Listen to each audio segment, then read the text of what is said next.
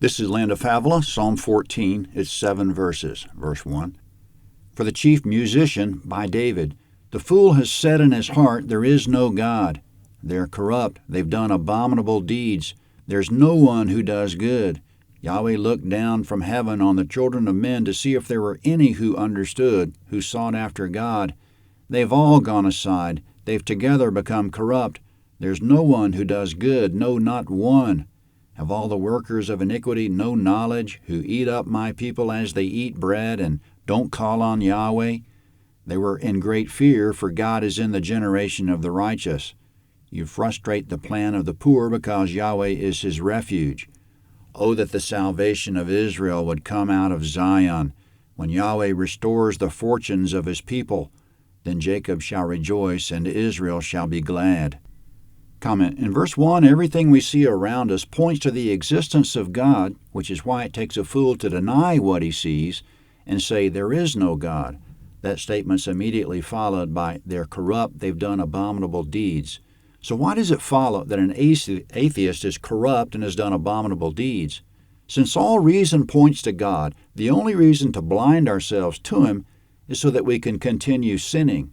The pure in heart sees God, Matthew 5:8, but the person who wishes to continue in sin must convince himself God doesn't exist. A person puts on sunscreen because he wants to deny the sun access to him. A person puts on unbelief because he wants to deny God. He wants to block God out from seeing what he's doing or intervening in what he's doing. So he says to himself, there is no God. It's a foolish game of pretend. The pretension eventually hardens into unbelief. People of like mind flock together, which is why we have entire unbelieving institutions, whether it be universities, seminaries, or products of them, as they graduate and infiltrate all other institutions until our society swims in a sea of unbelief. It's reached a point until, as verse 2 says, Yahweh looked down on the children of men to see if there were any who understood, who sought after God. They've all gone aside. They've all become corrupt. There's no one who does good, no, not one, end quote.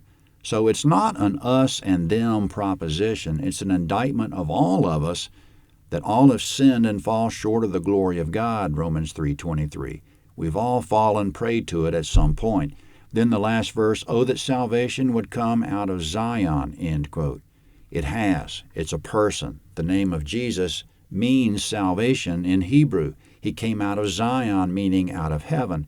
Quote, I've come down from heaven, John 6:38.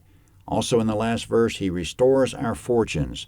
Things get better immediately when we accept Christ. He gives peace, John 14:27, the fruit of the Spirit, which is love, joy, peace, patience, kindness, goodness, faithfulness, gentleness, and self-control, Galatians 5:22 and 23.